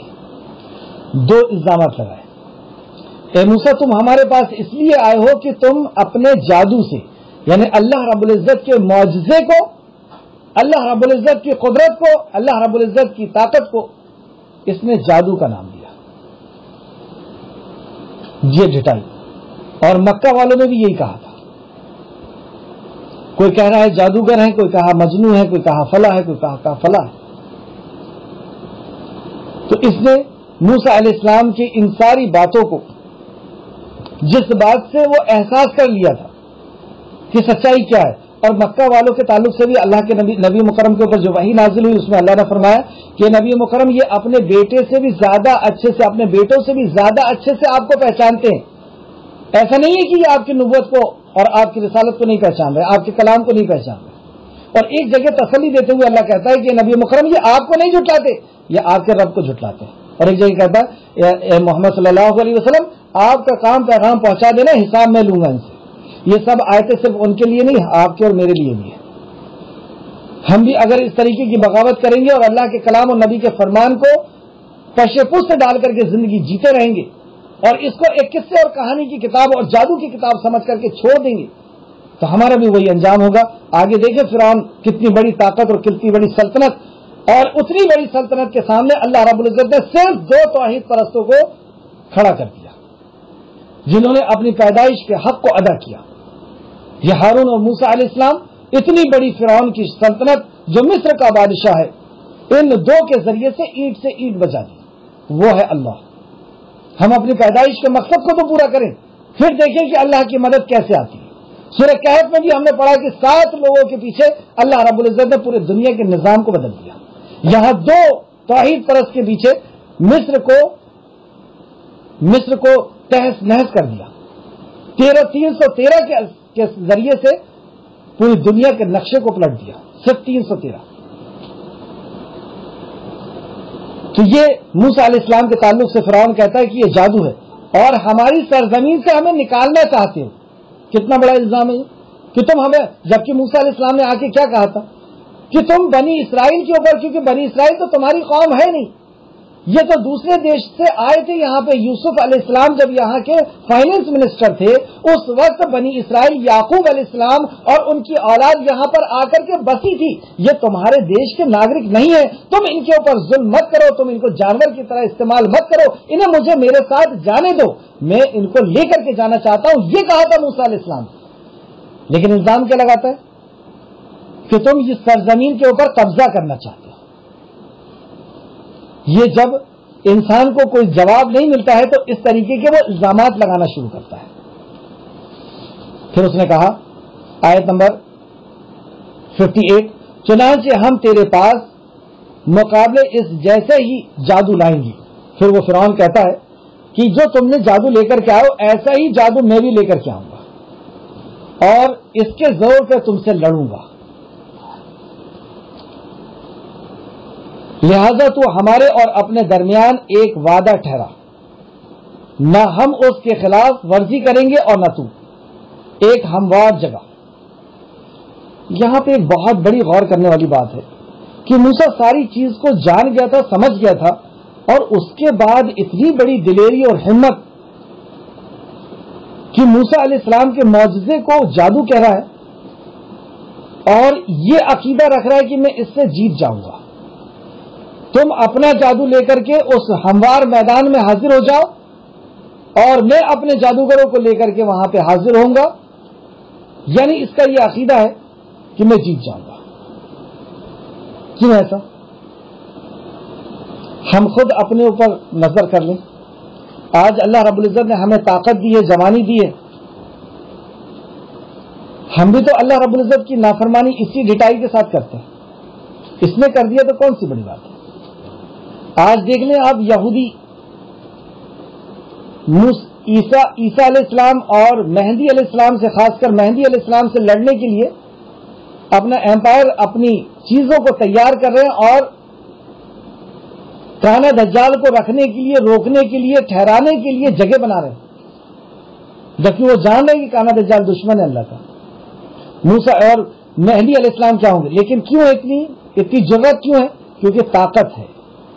وہ جان رہے ہیں کہ ہمارے مقابلے میں جو قوم ہے وہ بالکل مردہ قوم ہے، ہم ان پہ جیت جائیں گے۔ تو جب طاقت اللہ رب العزت دیتا ہے تو عقل کا ایسی خاتمہ ہوتا ہے۔ ہمیں بھی طاقت ہے، جوان ہے آج ہم، تو ہم بھی اللہ کی ویسی ڈھٹائی کر رہے ہیں، اس کی ویسی نافرمانی کر رہے ہیں، اور ہم یہ سمجھ رہے ہیں کہ یہ جوانی ہماری باقی رہے گی، ہمیں بڑھاپا نہیں آنا ہے، ہمیں موت نہیں آنا ہے، ہمیں قبر میں نہیں جانا ہے، ہمیں حشر میں نہیں جانا ہے۔ ایسی یہ بھی سمجھ رہا تھا کہ جاننے کے بعد اپنی طاقت پر اس قدر غرور کہ اللہ رب العزت کا مطیع اور فرمانبردار ہونے کے لیے تیار نہیں، اور یہ سوچ رہے کہ میں اس طاقت کے زور پر جیت جاؤں گا۔ تو اس نے طے کیا کہ اے موسیٰ، اب تو تم بہت ہو گئی، اب طے کر لو ہمارے اور بیچ میں اور تمہارے بیچ میں، ہم اپنے جادوگروں کو لے کر کے آئیں گے اور تمہارا بھی جادوگر۔ تو یہ خود کیوں نہیں مار دیا؟ اصل میں جب موسیٰ علیہ السلام نے عصا ڈالا تھا نا اس کے سامنے، تو یہ ڈر کے مارے موسیٰ علیہ السلام کے پیچھے آ کے چھپ گیا تھا اور کہتا ہے کہ موسیٰ مجھے بچا لو، مجھے بچا لو، میں ایمان لاتا ہوں۔ پھر موسیٰ علیہ السلام نے اس عصے کو پکڑ لیا اور مطلب سانپ کو پکڑا تو وہ عصا بن گیا۔ پھر اس کے بعد پھر انکار، دیکھنا اس قدر یقین ہونے کے بعد بھی انکار۔ تو یہ کہتا ہے کہ اچھا ٹھیک ہے، اب وہ دن طے کر لو۔ تو موسیٰ علیہ السلام طے کرتے ہیں اجتماع کے لیے، اس میٹنگ کے لیے، اس دعوت کے کام کے لیے، اور 3 چیز طے کرتے ہیں: جگہ، دن اور وقت۔ آیت نمبر 59 میں دیکھیں، اس موسیٰ نے کہا تمہارا وعدے کا دن تمہارے زینت کا دن ہوگا، یعنی جشن کا دن، جس کو ہم لوگ میلے کا دن کہتے ہیں۔ ہر قوم کا ایک میلے کا دن اور ایک جشن کا دن اور ایک عید کا دن ہوتا ہے جس دن وہ سارے کام کو چھوڑ کر کے انجوائے کرتے. تو ایسا دن فرعونیوں کا بھی تھا. تو اس دن کو موسیٰ علیہ السلام کہتے ہیں کہ میں طے کرتا ہوں. آپ دیکھیے ٹیلنٹ موسیٰ علیہ السلام کا. اس سے پہلے بھی آپ دیکھ چکے ہیں کہ کس طریقے سے آپ دعوت کا کام کر رہے ہیں, کس نے شجاعت کے ساتھ اللہ رب العزت کے فرمان کو سامنے رکھتے ہوئے. تو آپ نے موسیٰ علیہ السلام نے 3 چیز طے کی. ایک تو فرعون نے خود کہا تھا کہ وہ ہموار جگہ ہوگی, ایسی پلین اور سیدھی جگہ کہ سارے لوگ دیکھ رہے ہوں گے اور وہ اس میدان میں اس جادو کو دیکھیں گے اور پھر ہماری جیت کو دیکھیں گے. یہ فرعون کی سوچ تھی. تو ہموار جگہ طے ہو گئی. پھر اس نے کہا کہ وہ دن کون سا ہوگا. موسیٰ علیہ السلام نے طے کیا کہ وہ میلے کا دن ہوگا. اور وقت کون سا ہوگا, اور یہ کہ لوگ دن چڑھے اکٹھا کیے جائیں گے. تو موسیٰ علیہ السلام نے صبح کا دن چڑھے یعنی اشراق کے وقت کا دن طے کیا, وقت طے کیا. تو جگہ ایک بہت بڑا میدان, دن وہ دن جس دن انجوائے کا دن, خالی دن ہوتا ہے, سب لوگ اکٹھا ہوتے ہیں اور اپنے جو بھی ان کے رسم و رواج ہیں اس دن کو پورا کرتے ہیں. وقت بھی بہت مناسب کہ صبح کا وقت, کیونکہ انسان جو ہے وہ فریش ہوتا ہے. ہم لوگ زیادہ تر دینی کام اور دعوتی کام جو ہے وہ رات میں طے کرتے ہیں, جبکہ آدمی تھکا ہوا رہتا ہے, اونگتا رہتا ہے, سوتا رہتا ہے, اور بات کیا سنے گا, کیا سمجھے گا. لیکن موسیٰ علیہ السلام نے کتنا پیارا ٹائم طے کیا کہ یہ دعوت کا سب سے سنہرا ٹائم ہے. آیت نمبر 60. چنانچہ فرعون محل پہ واپس لوٹا, پھر اپنے ساری چالیں جمع کی. اب جب فرعون واپس لوٹ گیا تو یہ لوٹنے کا یہ پہلی دعوت تھی, اور یہ جو مقابلہ ہوگا یہ آخری دعوت ہوگی. اور اس کے بعد فرعون جو ہے ان کے پیچھے لگے گا, موسیٰ علیہ السلام کے پیچھے. تو یہ جو بیچ کا جو وقفہ تھا یہ بہت بڑا وقفہ تھا. یعنی آیت نمبر 60 سے 61 کے بیچ کا جو وقفہ تھا وہ بہت بڑا وقفہ تھا. یہ اتنا بڑا وقفہ تھا کہ اس بیچ میں کئی ایسی کنڈیشن اللہ رب العزت نے پیدا کی کہ انہیں عقل آ جائے, انہیں ہوش آ جائے, انہیں سمجھ آ جائے, یہ توحید کی طرف آ جائے, یا اللہ کے دین کی طرف آ جائے. جیسے آپ دیکھیں کہ ایک طوفان بھیجا اللہ رب العزت نے, اور طوفان گھٹنے کا اور بند ہونے کا نام نشان نہیں لے رہا, کیونکہ یہ جانتے تھے. تو فرعون نے آ کر کے کہا موسیٰ سے کہ موسیٰ دعا کر دو یہ طوفان ڈھل جائے, اور اگر یہ ختم ہو جائے گا تو ہم تم پر ایمان لے آئیں گے. تو موسیٰ علیہ السلام نے دعا کر دی. پھر اس کے بعد مکر گئے.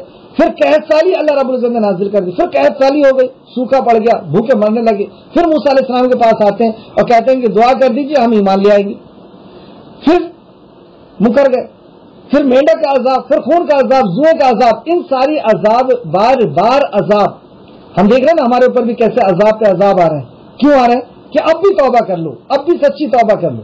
لیکن جیسی راحت اور سکون کا وقت آیا اور سب بھول بھال گئے. پچھلے سال اسی دوران اسی ٹائم میں جب رمضان شروع ہو رہا تھا تو بہت مطیع اور فرمانبردار ہو گئے تھے. بیچ میں تھوڑا سا اللہ رب العزت نے گیپ دیا, پھر مسجد خالی, پھر وہی روش, پھر وہی بغاوت, پھر وہی نافرمانیاں. اللہ رب العزت نے پھر پکڑ لیا, پھر توبہ ہونا شروع ہو گئی. تو موسیٰ علیہ فرعون بھی یہ سمجھ رہا تھا کہ ہمارے گناہوں کی وجہ سے یہ عذاب آیا. اور گناہ کیا کہ ہم نے نبی کا بات نہیں مان رہے ہیں, ہم موسیٰ کی بات نہیں مان رہے, ہم ایک رب کو رب نہیں مان رہے اور موسیٰ کو نبی نہیں مان رہے علیہ السلام. اسی لیے وہ موسیٰ علیہ السلام کے پاس آتے تھے اور کہتے تھے آپ دعا کر دیجیے, آپ دعا کر دیں گے عذاب ٹل جائے گا. یعنی موسیٰ پر بھی ایمان تھا, پتا تھا کہ موسیٰ نبی ہے, اللہ کو بھی جان رہے ہیں, عذاب دینے والا کی طاقت اللہ کی ہے یہ بھی جان رہے. اور جب عذاب ٹھیک ہو گیا پھر اس کے بعد بغاوت.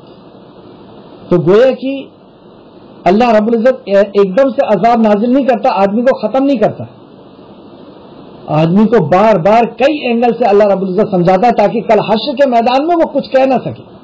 کیا ہم کچھ کہہ سکیں گے اللہ کے سامنے کہ ہمیں دین نہیں پہنچا تھا؟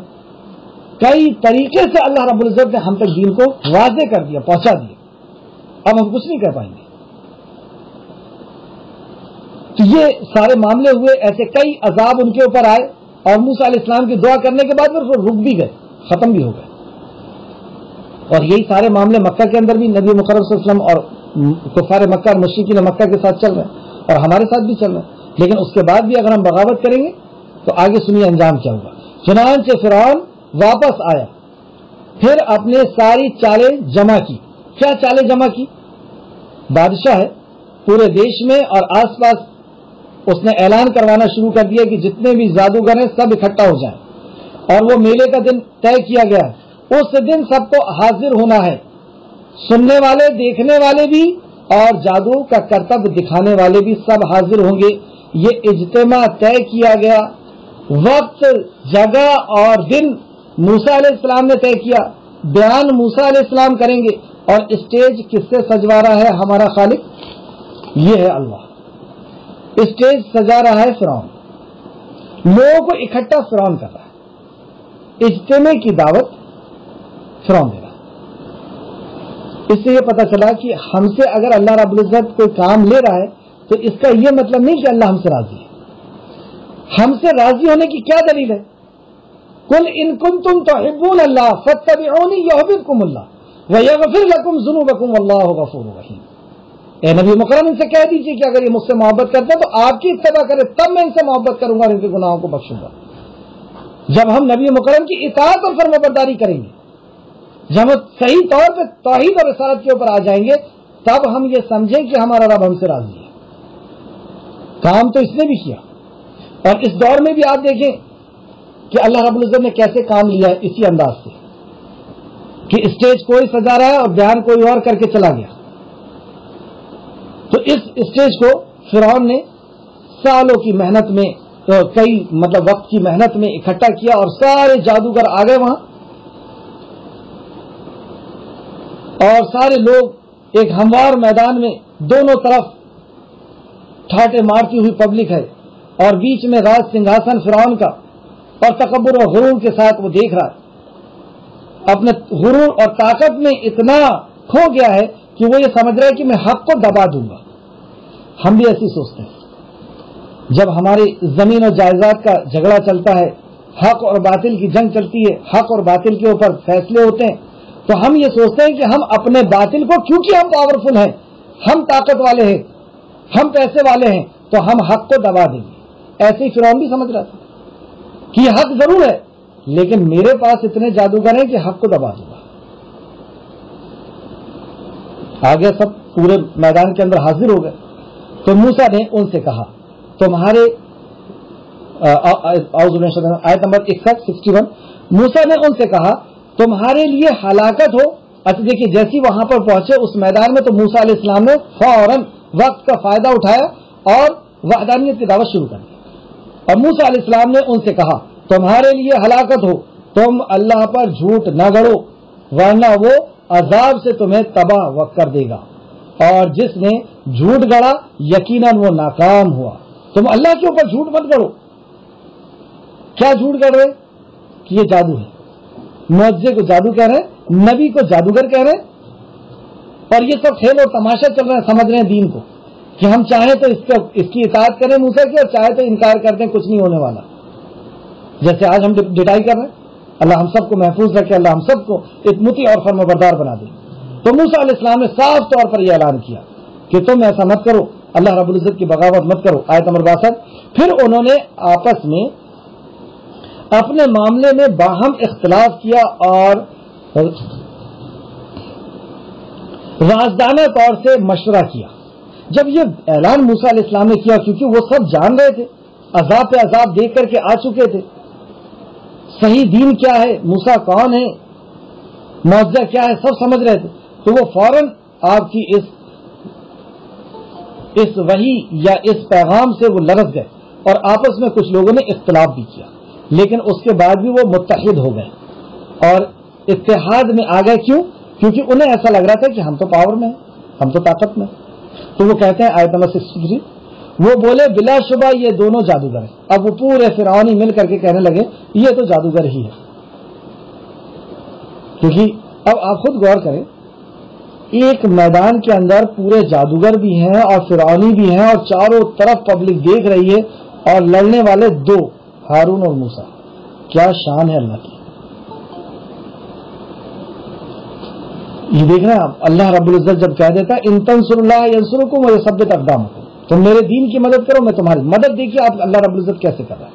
نبی کریم صلی اللہ علیہ وسلم بھی جب مکہ سے نکل رہے تنہے تنہا، دو ساتھی ہیں بس، اور وہ صدیق ہے، نبی مکرم ہے، پوری دنیا ختم کرنے کے لیے 100 اونٹ قربان دینے کی وعدے اور ایسا اور ویسا، कुछ नहीं कर पाए।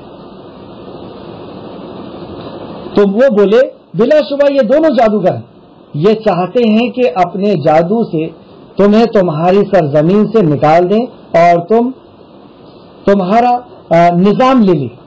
फिर उन्होंने इल्जाम लगाया कि ये चाहते हैं, ये जादू है और ये निकालना चाहते हैं और अपना बनाना चाहते हैं, लिहाजा अपने तदबीर पुख्ता कर लो। मतलब फिरौन ने ये कहा अपने फिरौनियों से और अपने जादूगरों से कि तुम अपनी तदबीर पुख्ता कर लो। यही दूसरी जगह में अल्लाह रब्बुल इज्जत ने बयान फरमाया सूरह शौरा आयत नंबर 41 और 42 के अंदर, फिरौनी के पास ये जादूगर गए और कहते हैं अगर हम गालिब रहे तो हमें सिला क्या मिलेगा, क्या दिया जाएगा। मतलब ये जो जादूगर आए थे ये भी ओवर कॉन्फिडेंस में थे कि हम तो इतने ज्यादा लोग हैं और ये जादू है और हम तो खत्म कर देंगे। और फिरौनी के पास पहले से जाकर के सौदा हो रहा था कि हम तो जीतने वाले हैं मूसा से और हमें क्या देने वाले हो तुम अगर हम जीत गए तो फिरौनी भी कहता है हाँ और तुम मुकर्रबों में से किए जाओगे, मतलब तुम्हें राज घराने के अंदर तुम्हें करीब का मकाम दिया जाएगा, हाँ गवर्नमेंट जॉब दिया जाएगा, करीब का मकाम दिया जाएगा अगर तुम जीत गए। तो फिरौनी भी और जो जादूगर भी थे वो पूरे अपना अहद और मुआहदा करके और वहां पे हाजिर हुए थे। तो लिहाजा अपनी तदबीर पुख्ता कर लो, यानी जो भी तुम्हारा जादू है, जो भी तुम्हारे हथकंडे हैं, जो भी तुम्हारी चीजें हैं पुख्ता कर लो। फिर सफ बंद कर आ जाओ, सफ बांध कर आ जाओ, और बिलाशुबा जो आज गालिब रहा वो कामयाब ठहराया। आखिर दो आयत और देखें। उन जादूगरों ने कहा ए मूसा या तो तू डाल या हम ही पहले डालने वाले हैं, यानी या तो आप अपनी जो चीज है वो डाल दें मुअज्जा, या वो तो समझ रहे थे जादू है, और या हम अपना जादू डाल देते हैं। तो मूसा अलैहिस्सलाम ने कहा बल्कि तुम ही डालो। यहां से हमें क्या हिकमत मिली कि जब हम किसी से बात करें, किसी मधु के सामने हो, तो पहले उसे कह लेने दें, उसे अपनी बात रख लेने दें। उससे क्या होगा, उससे ये होगा कि उसके दिल की पूरी भड़ास निकल जाएगी, उसके अंदर जितना भी इल्म है जाहिर हो जाएगा और आप समझ जाएंगे कि इसका लेवल क्या है, इसके पास कितना इल्म है, इसके पास कितनी सलाहियत है, ये कितना दानिशमंद है। सारी चीज खुल करके आपके सामने आ जाएगी और इसकी क्या नीयत है और क्या इसका अकीदा है, क्या सोच है, सारा की सारी पिक्चर सामने आ जाएगी। तो मूसा अलैहिस्सलाम के इस वाक़े से हमें पता चला कि जो मूसा अलैहिस्सलाम ने कहा कि पहले तुम डालो, तो गोया कि हमें मधु को कह लेने देना चाहिए, और वो जितना कह लेगा उतना वो हल्का भी हो जाएगा। अब उसके पास कहने के लिए कुछ नहीं रहेगा तो वो खामोशी से सुनेगा, पहली बात। दूसरा ये कि हमें उसका पता चल जाएगा कि ये कहां पर अटका हुआ है। फिर हम लोहार का हथौड़ा नहीं मारेंगे, सुनार की एक हथौड़ी मारेंगे और उसकी अकल को ठिकाने लगा देंगे इंशाअल्लाह। मुसब जो थे उमर रजी अल्लाह अन्हु, वो मदीना के बहुत बड़े दाई थे और उनका भी ये तरीका था कि वो मधु की पहले पूरी बात सुन लेते थे और फिर उसके बाद अपनी बात को रखते थे। तो यहां से हमें ये पता चला, और ये चीज होती नहीं है अक्सर। दाई क्या होता, मधु को बोलने नहीं देता किसी हालत में, वो ये समझता है कि बोलेगा क्या, और हकीकत बात भी है वैसे क्या बोलेगा वो। लेकिन फिर भी यही हिकमत है कि जब तक हम सुनने वाले नहीं होंगे, सुनने की ताकत हमारे अंदर नहीं आएगी, जब तक हम उसको पहचान नहीं पाएंगे, और पहचान नहीं पाएंगे तो इलाज क्या करेंगे। तो हमें मरीज को पूरा सुनना होगा ताकि हम उसके मर्ज को पहचान सकें और उसकी बीमारी की गहराई को भी हम जो है वो जान सकें। तो उस मूसा ने कहा बल्कि तुम ही डालो। फिर नगावाह उन जादूगरों ने मूसा को नागवाह उन्होंने डाला, मतलब अपनी लाठियां और जो उनके पास रस्सियां थी वो डालना शुरू कर दिया। तो ख्याल गुजरने लगा, मतलब मूसा अलैहिस्सलाम का ये ख्याल गुजरने लगा कि उनकी ज्यादा और उनकी लाठियां बिलाशुबा दौड़ रही हैं। मतलब मूसा अलैहिस्सलाम को ये ख्याल गुजरने लगा कि उनकी लाठियां और उनकी रस्सियां तेज दौड़ रही हैं। उनका ये ख्याल गुजरा, इससे दो बात पता चली। तफसीर अहसनुल बयान के हवाले से बता रहा हूं, वो कहते हैं इससे दो बात पता चली। पहली तो ये कि हकीकत में वो लाठियां और रस्सियां सांप बनी नहीं थी, उन्हें ये ख्याल गुजरने लगा ये अल्लाह ने फरमाया, मतलब वो अपनी असल शक्ल में थी लेकिन जादू की वजह से वो ऐसी हरकत करते हुए दिख रही थी। दूसरी बात यह पता चली कि जादू किसी चीज की को तब्दील नहीं कर सकता। जादू से नजर आता है कि मोबाइल जो है वो कुछ और चीज बन गई, लकड़ी कोई और चीज बन गई, नजर आएगा, جسے ہم نظر بند بھی کہتے ہیں، لیکن حقیقت میں وہ ہوتا نہیں ہے۔ تو یہ اللہ نے کہا کہ خیال گزرنے لگا کہ ان کی رسیاں، ان کی لاٹھیاں بلا شبہ دوڑ رہی ہیں۔ اس سے تیسری بات یہ پتہ چلی کہ موسیٰ علیہ السلام کو بھی ان کے اس جادو کا اثر ہو گیا، اور موسیٰ علیہ السلام کہتے ہیں جیسے نبی کریم صلی اللہ علیہ وسلم کو بھی ہوا تھا۔ پھر موسیٰ نے اپنی نفس میں خوف محسوس کیا، مطلب جب وہ لاٹھیاں اور سانپ اور بے شمار جادوگر، یعنی 70 سے کے آس پاس جادوگر، یا اور دوسری روایت میں اور کچھ بھی آپ دیکھ سکتے ہیں، تو یہ اتنے سانپ جب نکلے اور تیزی کے ساتھ وہ دوڑنے لگے اور ان کی رسیاں اور لاٹھیاں، تو ان کو بھی خوف ہونے لگا۔ ہم نے کہا، اللہ رب العزت فرماتا ہے ہم نے موسیٰ کی طرف وحی کی، خوف نہ کرو، بے شک تو ہی غالب رہے گا۔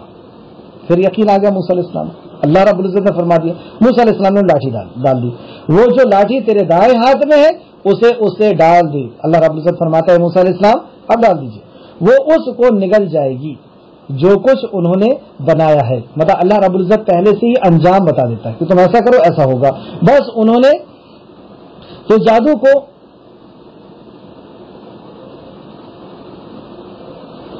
جادو جو تھا، وہ جو فریب تھا، اس کے سامنے موسیٰ علیہ السلام نے ڈالا اور اس نے اس کو نگلنا شروع کر دیا، اور جادوگر جہاں بھی آئیں گے کامیاب نہیں ہوں گے۔ آیت نمبر 69 اس کو نوٹ کر لیں، جادوگر کہیں پر بھی آئے وہ کامیاب نہیں ہوں گے، یہ فیصلہ ہے اللہ کا۔ تو یہ جادوگروں سے ڈرنے کی ضرورت نہیں ہے کہ وہ کہہ دے کہ ہمیں نے تمہارے گھر کے سامنے نیبو ڈال دیا اور گھڑا پھینک دیا اور ایک گڑیا کے اندر سوئی لگا کر کے اور تمہارے گھر کے سامنے پھینک دیا۔ یہ جادوگر ہیں، جادوگر کامیاب جادو کب لگتا ہے؟ جب ہمارا خالق چاہتا ہے۔ تو ڈرنا ہے صرف اللہ رب العزت سے، یہ جادوگر ڈرنے کی چیز نہیں ہے۔ جو کچھ بھی ہونے والا ہے وہ صرف اور صرف اللہ رب العزت کی طرف سے ہونے والا ہے۔ تو اور جادوگر جہاں بھی آئیں گے کامیاب نہیں ہوں گے۔ تو جادوگر نہ اس دنیا میں کامیاب ہونا ہے، نہ قبر میں، نہ حشر میں، ان کا ہمیشہ ہمیشہ کا ان کا ٹھکانہ، اور ان کی اتنی بڑی سزا ہے کہ ان کو سزائے موت ہے۔ تو چنانچہ جیسی ان لوگوں نے جادو اپنا ڈالا اور موسیٰ علیہ السلام نے جب اپنا عصا یعنی معجزے کو پیش کیا، تو معجزے نے اللہ رب العزت کے حکم سے اس لاٹھی نے ان کے سارے سانپوں کو نگل لیا، اور جب یہ چیز جادوگروں نے دیکھا تو وہ اس معجزے کو دیکھ کر کے عاجز ہو گئے، مطلب ان کا دماغ اس بات کو تسلیم کر لیا کہ نہیں، یہ جادو نہیں ہو سکتا، یہ موسیٰ علیہ السلام جو ہے یہ جادوگر نہیں، یہ واقعی اللہ کے نبی ہے، کیونکہ یہ جادو اگر ہوتا تو ہمارے جادو سے آگے نہیں بڑھ سکتا تھا، اور وہ جادوگر تھے، وہ سمجھ رہے تھے، وہ دیکھ رہے تھے کہ یہ حقیقت میں سانپ بنا ہے اور ہماری چیز کیا ہے، کیا طاقت اور کیا وقت ہے۔ تو چنانچہ جادوگر بے اختیار سجدے میں گر پڑے اور کہنے لگے ہم ہارون اور موسیٰ کے رب پر ایمان لاتے ہیں۔ اتنی بڑی تعداد فرعون سامنے ہے اور ان کی اتنی بڑی جرأت کہ اعلانیہ طور پر اگر وہاں پہ جتنے لوگ تھے نا، اگر ایک ایک پتھر بھی پھینکتے تو یہ دب کر کے اور ڈوب کر کے مر جاتے۔ اتنی بڑی جرأت، ایک دن کا ایمان والا، ایک وقت کا ایمان والا، یہ ہوتا ایمان والا، یہ ہے ایمان کی پہچان۔ اب آپ دیکھیں گے کل کہ یہ ایک دن کا ایمان کے اندر کتنی جرأت تھی، ایمان والے کی کیا پہچان ہوتی ہے انشاءاللہ تعالی، کہ فرعون کو للکار کر کے کہتے ہیں تو کیا کر سکتا ہے؟ تو زیادہ سے زیادہ یہ کر سکتا ہے کہ ہمیں مار سکتا ہے، بس ہم نے تو جان لیا حقیقت کیا ہے، اب ہم مڑنے والے، اب ہم پلٹنے والے نہیں۔ انشاءاللہ تعالی کل آپ دیکھیں گے کہ کتنی ضرورت مندانہ انداز میں ایک مومن بات کرتا ہے، اور صبح کے وقت یہ مومن تھے اور شام کے وقت یہ شہید کہلائے۔ اللہ رب العزت سے دعا ہے کہ اللہ رب العزت ہمیں بھی ایسا ایمان عطا فرمائے، ایک دن کا ایمان، ایک وقت کا ایمان، صبح کا ایمان اتنا مضبوط، اور ہم سالوں سے مسلمان ہیں، پیدا مسلمان گھر میں ہوئے، ہمارا ایمان کیا ہے؟ ذرا سی طاقت کے سامنے سر ٹیک دیا، ذرا سی طاقت کے سامنے گھٹنے ٹیک دیے، کوئی جادوگر نے کچھ کہہ دیا، فلاں نے کچھ کہہ دیا، فلاں نے کچھ، گراہک نہیں آئیں گے، رشتہ نہیں ہوگا، دوستیاں ختم ہو جائے گی، رشتہ داریاں ختم ہو جائے گی، فلاں ہو جائے گا، ہم اللہ کے دین کو چھوڑ دیے، اللہ رب العزت کی وحدانیت کو چھوڑ دیے۔ کیسا ایمان ہمارا؟ انشاءاللہ تعالیٰ کل ہم دیکھیں گے کہ ایمان کیا ہوتا ہے جب وہ آ جاتا ہے دل کے اندر، جب راسخ ہو جاتا ہے، ڈوب جاتے ہیں ہم، تو اس کے اندر کیسی طاقت اور کیسی قوت اور کیسی صلاحیت اور کیسا اللہ رب العزت کی معرفت پیدا ہوتی ہے۔ اللہ رب العزت سے دعا ہے کہ اللہ رب العزت ہمیں صحیح معنوں میں اللہ کے کلام کو سمجھنے اور اللہ کی وحدانیت کو جاننے، رسالت کو جاننے، اللہ کے کلام کو جاننے، اس پر ایمان لانے، اس پر عمل کرنے کی توفیق اور رفیق عطا فرمائے۔ آمین یا رب العالمین۔ السلام علیکم ورحمۃ اللہ وبرکاتہ۔